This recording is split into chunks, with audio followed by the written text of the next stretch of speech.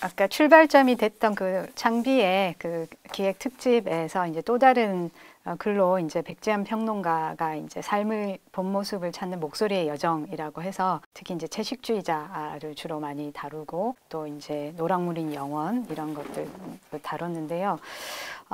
그래서 이 채식주의자의 이제 중심 인물인 이제 영해가 굉장히 문제적인 인물이지 않습니까? 영해를 두고서 몸의 변신을 통해 세계의 구조적 폭력을 일깨우는 인물이다 이렇게 이제 얘기를 하고요. 근데 그럼에도 불구하고 이 영해를 가족 폭력에 희생된 대상으로 단순화하지 않았고 또 반대로 환원 불가능한 고립된 인물로 그리지 않음으로써 이 소설이 이제 재현의 리얼리티를 획득한다 이렇게 평가를 합니다. 그래서 이제 가부장제를 포함해서 자기를 가두는 시스템에 끝까지 저항하는 영해가 어떤 절박함을 띠고 있고 그렇기 때문에 이 주변 인물 각각의 새 이야기의 화자가 되는 남편, 형부, 언니 뭐 이런 주변 사람들에게 그들이 각자 안고 있는 불안과 결핍을 파고들면서 잃어버리고 있었던 어떤 삶의 본 모습에 대해서 질문을 던져준다. 뭐 이렇게 이제 해석을 했습니다. 그래서 사실 워낙 강렬한 인상을 주는 인물이기도 하고 보통은 이제 피해자다 이렇게 얘기하지만 사실 영해만큼 이렇게 강한 인물, 강렬한 인물도 드물다고 생각이 들거든요.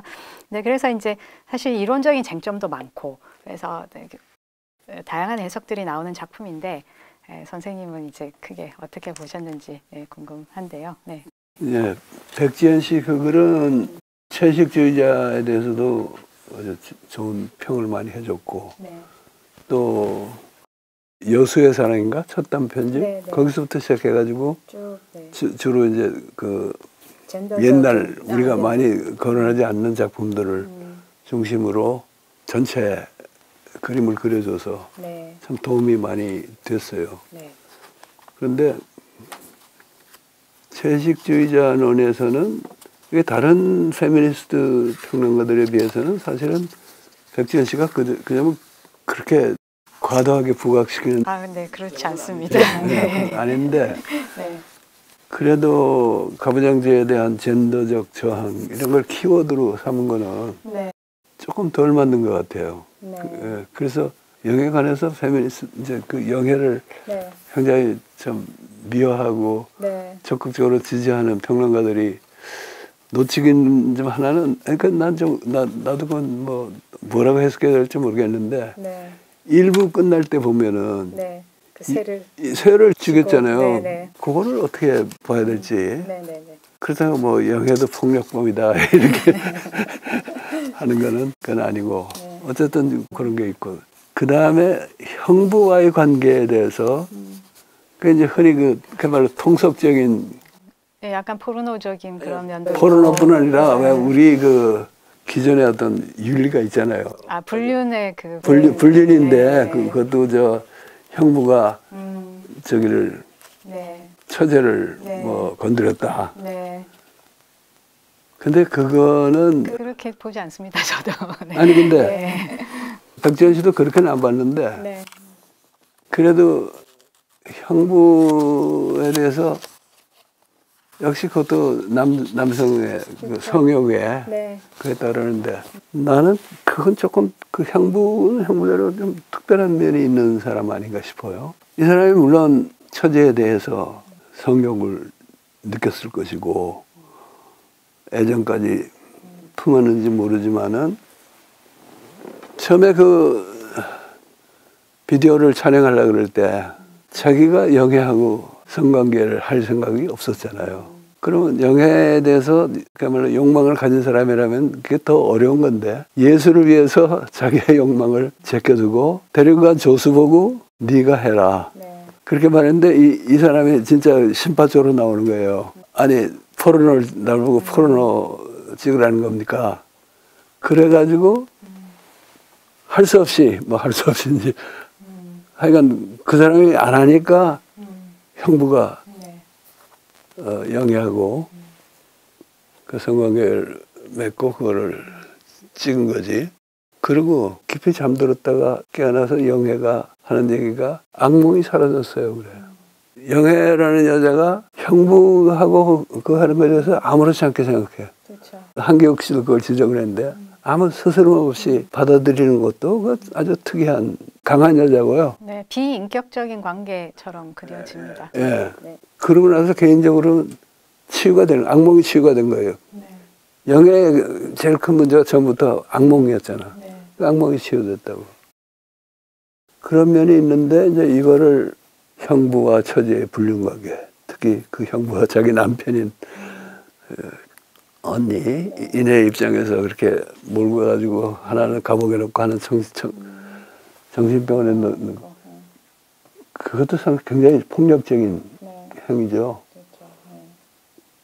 이제 그러지 않았다고 해서 둘이 뭐 행복하게 잘 살다 죽었다는 건 있을 수 없지만은 네, 관계가 지속되지도 않았어요. 예, 그건 지속은 불가능한데 어쨌든 뭔가 그 관계를 통해서 영애는 치유되기 시작한 면이 있는데 그런 거는 좀 놓친 게 아닌가 하는 생각이 들었어요. 저도 뭐 사실 아까 말씀하신 그 부분, 이렇게 새를 물어뜯는 부분, 근데 그 부분이 사실 영애에 대한 이러이러한 피해자라든가 뭐 하여튼, 근데 그런 거에 강하게 뭔가 제동을 거는 그런 디테일이라고 생각이 들고, 어떤 면에서는 영애가 사실은 굉장히 뭐 이렇게 적극적으로 뭔가 페미니즘적인 거나 급진적인 그런 정치성을 구현하는 인물이라기보다 한편에서는 그런 폭력에 대해서 그냥 리액션을, 그냥 그것이 남긴 리액션을 그냥 보여주는 그런 면도 있고. 아니 그러니까 영애가 무슨 페미니즘의 롤 모델은 아니죠. 그렇게 해석하는 사람들도 있습니다. 네, 있겠죠. 나는 모델로 봤지만. 그리고 뭐 이렇게 또 이제 다른 측면에서는 바로 그런 식의 해석을 하지 말라고 이 작품이 그런 식의 막 에코페미니즘적이고 막 정치적인 그거를 이제 이 작품 제동을 건다. 근데 그게 이 작품의 의의다. 뭐 이렇게 보는 입장도 있습니다. 뭐 그렇게는 얘기할 수 있을 거라고 저는 생각을 합니다. 근데 어쨌든 이 영애가 보여주는 독특한 어떤 비인격적이고 뭔가 우리가 통상적으로 얘기하는 퍼스널하다거나 뭐 그런 걸 넘어서는 지점이 있잖아요. 근데 그게 이 작품의 어떤 레디컬함하고 연결이 되는데 반드시 그 부분을 우리식의 어떤 윤리라든가 정치성으로 끌어와서 그거를 해소해서는 안 되는 부분인 것 같습니다. 이어서 백지암 평론가가 다룬 그 노랑무늬 영원이라고 하는 그 작품도 예술가 이야기라는 점에서 앞에 이제 작별하지 않는다 하고도 통하고 쭉 이어지는 작품이라고 하는 생각은 드는데요. 노랑무늬 영원이 또 이제 예술가의 고통과 고뇌, 또 그거를 딛고서 다시 이제 삶과 예술로 돌아가는 그런 서사 구조를 갖고 있는데요. 백지연의 평론은 이 소설의 화자가 교통사고를 크게 당하고 이제 손을 못 쓰는데 그 이전에 했던 그래서 작업 방식으로 이제 돌아갈 수는 없죠, 영원히. 근데 그런데도 그걸 그대로 회복하지는 않지만 자기가 추구했던 그런 예술이라고 하는 게 뭔가 이 일상 속에서도 뭔가 추구될 수가 있고, 그러면서 여러 이 삶의 가능성을 좀 겸허하게 돌아보는 이야기다, 이렇게 정리를 해주고 있는데요. 이 소설을 조금 강렬한 작품이기도 한데 어떻게 보셨는지 혹시 덧붙이실 말씀 있으실까요? 네. 중편이지만 정말 굉장히 내용도 풍부하고 강렬한 작품이라서 얘기하자면 길어질 것 같고, 나는 앞서 작별하지 않는다에서 인선이나 경아나 다 거짓말을 못하고, 거짓말을 못하는 게 남한테 무슨 거짓말을 한다는 그런 뜻이 아니라 자기 자신한테 거짓말을 못하고 정직한 사람들이고 진실을 아주 대면하는 사람들이고, 그런 의미에서 이제 구도자적인 그런 면이 있는데, 나는 노랑무늬 영원에 대해서 딱 그 한 면모만 좀 짚어보고 그냥 넘어갈까 합니다. 그 사고를 당하고 한 손은 완전히 으스러져 버렸고, 화가로서 그림 그리던 오른손도 거의 무력해지고 나서 화자에게 변화가 오잖아요. 변화가 오는데 이제 한편으로는 현실주의자 남편 같은 그런 면모를 자기 남편에서 보기 시작하는데, 그러나 그 두 남편은 상당히 다른 사람이에요. 예, 그리고 이 화자가 남편을 대하는 태도도 다르고 그런데 그때 변화가 남편은 이런 큰 사고를 당하면은 사람이 더 원숙해지고 깊어지는데 너는 왜 점점 더 이상해지냐. 그런 점은 채식주의자 남편하고 일면 통하는 데가 있어요. 그때 나는 그에게 설명할 수 없었다 그래요. 내 몸이 그 전복된 차속에서 만신창이가 되었을 때 무엇인가가 내 안에서 튀어나와 버렸다는 것을, 아니 거꾸로 나라는 존재가 무엇인가로부터 튀어나와 버렸다는 것을. 예전에 그림을 그리면서 나는 삶으로부터 자유롭다고 느꼈었지만 오히려 그때 내가 삶의 한가운데 있었다는 것을 나는 사고 후에야 비로소 깨달을 수 있었다.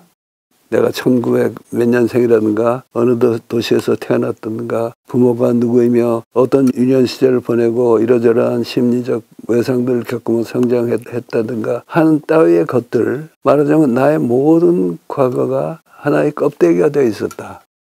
그런 사고로 인해서 우울증에 걸렸다거나 그러면은 그런 거 하나하나가 확대되잖아요. 네. 그 사람을 더 우울하게 만들고 네. 하는데 무의미해진 거기서 거죠. 네. 거기서 벗어난 거예요. 네. 어떻게 보면 구도자가 진리에 잘 지키는 구도의 길에 나서면서 네. 모든 걸 내려놓고 오직 진실만을 찾는 것처럼, 진리만을 찾는 것처럼, 그때까지 나는 객석에 앉아 있었고 무대에 올려진 한 편의 연극에 한창 몰입해 있다 말고 갑자기 극장에 불이 켜져 버린 것이다. 오히려 무명이 네. 정리된 거예요. 네. 한 번 불이 켜지고 나자 예전으로 돌아간다는 것은 불가능했다. 나는 이상한 강을, 그때까지 한 번도 건너본 적이 없는 강을 건넌 것이다. 그 연극 속에서 울고 웃고 마음 졸였던 나는 이미 내가 아니었다. 예전에 미워했던 것들을 더 이상 미워할 수 없었으며 그보다 나쁜 것은 예전에 사랑했던 사람들을 더 이상 사랑할 수 없다는 것이었다. 남편도 형제들도 심지어 어머니까지도.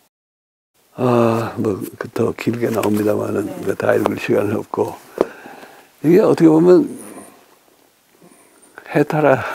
해탈까지 안 와도 할 수 있는 길로 가는 거 출가한 사람 네. 같은 네. 그런 느낌이 들죠. 그렇죠. 네. 기존의 도덕이라든가 익숙한 미움과 사랑 이런 감정을 다 벗어던지고 새로운 어떤 진리를 찾아가는 네.